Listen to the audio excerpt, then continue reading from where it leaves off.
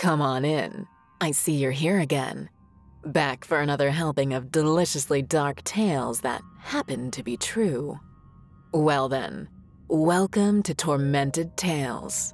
Settle in and make yourself comfortable, because I have 2 creepy neighbor tales submitted by our viewers that are sure to have you twitching your curtains, glancing through the windows, and taking a hard second look at the folks across the street. There's a sinister old saying that says, "You never know what goes on behind closed doors." But what if one of those closed doors happens to be the next door down? What if those neighbors who wave politely and chat about the weather are not quite what they seem, and actually have something far more sinister lurking behind those smiles? With most true tales of creepy goings-on, there is the chance to escape. The option to run and never to return to the place where that someone or something chilled you to the bone. But this time, leaving means not just getting out, but leaving your home entirely. Would you be prepared to do that? In this duet of stories submitted by our viewers, we find out that for some neighbors are very easily offended, whilst for others, next door isn't close enough. Our first tale tonight was submitted by Anonymous from Indiana and involves a pair of neighbors who started out fine, but soon became a problem. I'll let them take the story from here. Honestly, at first, they seemed like a normal couple. We moved into the house on Monday, and by Tuesday evening, they had been around with a welcome basket and an invitation to stop around for coffee. Her name was Marie, a shortish, thin-looking woman who said she worked at a local salon. Not to be cruel, but that detail always seemed a little odd to me, because Marie's hair, badly dyed the color of rust and scraped back over her head in a big greasy streak, didn't exactly scream of someone who took the time to look after her own appearance, never mind anyone else's. His name was Brandon, and he was an Uber driver. A tall guy with pierced ears, but what looked to be a friendly smile. A smile he and his wife initially lived up to. For the first week or so, everything was great. We even shared a few coffees whilst we got to know each other, even if much of the conversation was just Marie talking about herself. She not really being one for asking questions or finding out about others. To be honest, if she'd only asked, or given us time to speak, she'd have known about Amy. Whether that would have changed anything, I don't know. What I do know is the problems only started in the second week, when I came home with Amy. During the preparations for our move, which had inconveniently taken place during the latter stages of my pregnancy, I had relied heavily upon my husband's parents for help. When I went into labor a month before our scheduled move-in date, they were right there to take care of everything. And during the move itself, they agreed to look after our newborn daughter, Amy, whilst we arranged things at the house. For the first week, I was hardly there, as I remained back at the in-laws with our daughter. And as long as I didn't bring the baby along, everything was fine. Once I did, everything changed. The first night I spent in our new house with Amy was wonderful. We had a great meal, I put Amy down after bathing her, and she slept in the crib in our room. I had to get up a few times in the night as usual, but by this point, I was used to that. Feeling like we finally had a home settled after having to run 2 major life events at the same time for the past few months seemed like a joy. Next morning, though, things turned sour. Brandon was there at 7 a.m. banging on the door, complaining about the racket from Amy crying. Now, I'm not going to deny that Amy cried. She was a newborn baby, for God's sake. But it wasn't like our walls were attached. We were separated from their house by part of our yard, part of their yard, and 2 brick walls. The houses were detached. They may have heard Amy crying, but it couldn't have been very loud. Obviously, my husband explained that they would have to get used to it, as there was no way Amy wouldn't cry, and Brandon just went off in a huff. We hoped that would be the last of it, but kinda chalked him up as a bit of an a-hole, contrary to what we first thought of him. The next day, we got the letter. Again, it was from Brandon. In it, he started by complaining that we were inconsiderate and selfish. At first, I thought it was about the noise, but as I read on, I realized it was more than that. He said we were offensive for having brought a baby to the house at all. He explained that they had decided not to have children, but regretted the decision, that this was a source of upset between them, and sometimes caused arguments and made Marie upset. For us to come into the neighborhood flaunting a baby was an insult. The note went on to say that he forbade us to have the baby crying anywhere they could hear it, and to never, under any circumstances, could we have the baby anywhere where Marie could see it. I could not believe what I was reading. I was not going to live like a prisoner in my own home. Their decision was theirs, but I was not going to let it limit what I did with my child. That morning, I went into the yard and deliberately sat outside with Amy. Frankly, I could have cared less if Marie saw or not. That was their hang-up, not mine. The next morning, we received another piece of mail. This time, it was not a letter, but a small package. Even before I opened it, I could tell that something inside was wet. When my husband opened it up, we saw that there were parts, limbs, torn from a collection of plastic baby dolls. An arm, a leg, a hand sawn from the rest of the arm, a head with the eyes punctured through. In with these pieces of plastic were hunks of meat, beef or chicken of some sort, covered in blood and stinking. There was also a small note that read, "Brandon asked nicely. Next time, I won't. Get that thing out of here. Signed, Marie." I called the police, who went to speak to the couple, but said they couldn't prove that the package had been sent by them. Their advice was just to stop talking to them. Over the next month, the dolls kept coming. One baby doll was left on the doormat. Its head had been stamped flat. Another was left hanging from a noose made of string from a tree at the front of our garden, with a pencil shoved all the way through its middle.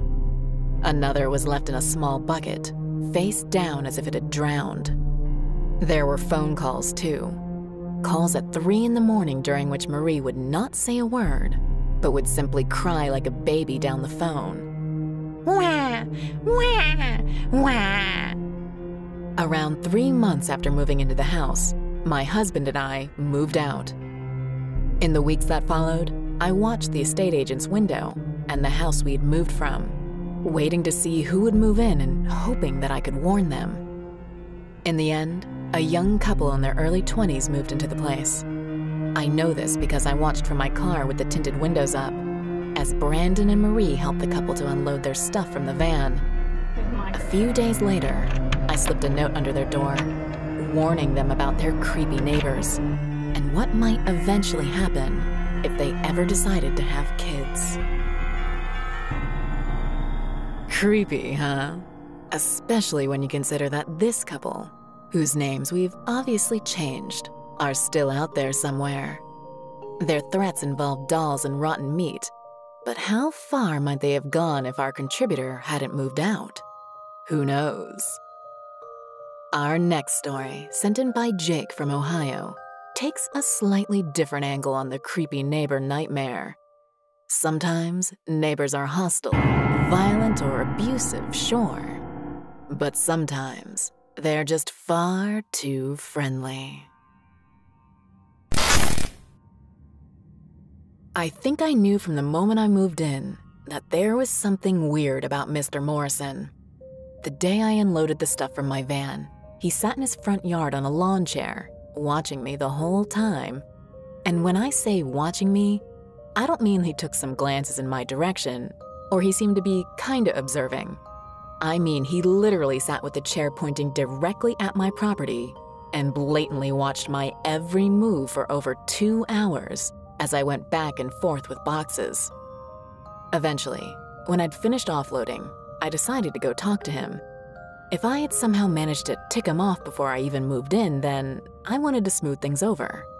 My mom had told me that it was important to be on good terms with your neighbors, and that a good neighbor was a blessing, so I made the effort. Mr. Morrison, whose first name I learned was Frank, was in his 60s. He had a smooth, bald head and wore those weird tinted glasses at all hours of the day, even at night when the sun had gone down. He was a fairly muscular dude for an older guy, and judging from the fact that he constantly wore camouflage and military gear, like he was ready to be called up for action at a moment's notice, I figured he'd been in the armed forces at some point in his life. Saying hello was easy enough, and he was cordial and polite, standing up straight-backed and almost to attention to welcome me to the neighborhood. "It's a nice little street we got going on here," he said. "That house has been empty for the better part of 6 months. Good to have someone back in there." I nodded and said that I hoped to meet the rest of the neighbors at some point. "Yep," said Morrison, with a strange smile. "I think with you moving in, the view just got a whole lot better." I smiled at this comment, trying to figure out what he meant. At first I thought he maybe meant because I had clipped back a lot of the bushes on the outside of the house and had the outside of the place repainted before I moved in. But there was something about the way he said it. Something about the way the tip of his pink tongue popped out from between his lips just for a moment as he said it.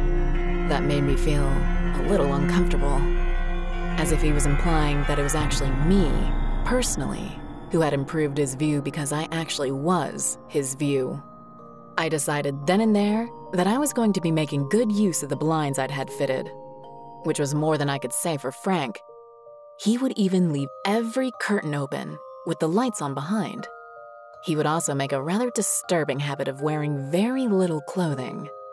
Twice I came down for breakfast, only to see Frank sitting in his front room lifting weights, completely in the nude, except for his socks and those awful tinted glasses. What was weird was that even though I had my blinds up so that he couldn't see me, he seemed to be staring directly into my house and grinning his weird, unsettling smile. He was also not an easy guy to get rid of. Sometimes he would meet me coming in from work in my yard. What he was doing in my garden rather than his own, I never asked, but he seemed to have been waiting for me. He would shake my hand every time he greeted me, which again is not the most pleasant of experiences. Firstly, because his hands were always clammy, and secondly, because the handshake itself always started off firmly, but ended with him lightly stroking the back of my hand with one finger. Around a month after moving in, I started getting strange phone calls on my landline. No talking, just heavy breathing. I would hang up, but would immediately be called again, until I eventually unplugged the phone completely. Every now and again, I would look out and see Frank sitting in the yard, again with his chair pointed not at the road, the lawn, or his house, but at mine, as if he was standing guard over it. When I started hearing noises outside the house at night, crashing near the garbage cans and twigs snapping on the back lawn, I decided to get some security fitted. I asked a friend of mine to arrange for security lights and cameras to be fitted in my home. He came around with some guys the next day whilst I was at work and fitted me up good. If someone, and I'm not mentioning any names here, was skulking around my house at night, I wanted to know. I made a point of telling Frank about the cameras one day after work, whilst he shook my hand in that weird, lingering way. I watched him looking at each of the cameras in turn, smiling to himself, and licking his lips ever so slightly. It was around a month later that I found out about the site. It was another friend who told me about it. Hearing about how Frank made me uncomfortable, he had been searching my creepy neighbor and neighbor spies on me stories, and had stumbled across a site not reporting these creeps, but celebrating them. The site had video footage where weirdos had filmed their neighbors and taken photos of them, talking about how hunky or hot they thought they were. Already weird enough. But then my friend noticed that one of them, one of the neighbors being filmed, was me. The images and footage were taken from my own security cameras. But worse still, there were some shots from inside my house. Photos and footage that could not have been taken unless there were cameras hidden somewhere in my home. Sure enough, a quick search uncovered lenses in my light fittings, in both my bedroom and my bathroom. As you can imagine, I went completely ballistic. I called my friend who had fitted the cameras and asked what kind of a joke operation he was running. I wanted to know how someone could access those cameras and who he had hired to fit them. My friend said that he didn't know what I was talking about. He'd overseen the whole thing and used the same guys he always used. They're all good guys. In fact, you know one of them. Your neighbor, the guy who always wears army gear. He helps with all the camera fittings in that neighborhood. I moved out the following day. I reported Frank to the police, but I have no idea if he was ever charged. All I do know is that if I still lived in that neighborhood, I'd be checking my house very, very carefully. I don't know about you, but those kind of stories make my skin crawl. And I'm certainly going to be watching my neighbors a little more carefully. If you'd like us to read out one of your true creepy stories, then be sure to send them to the address at the start of this video and in the description below. If you enjoyed the stories, be sure to like and subscribe.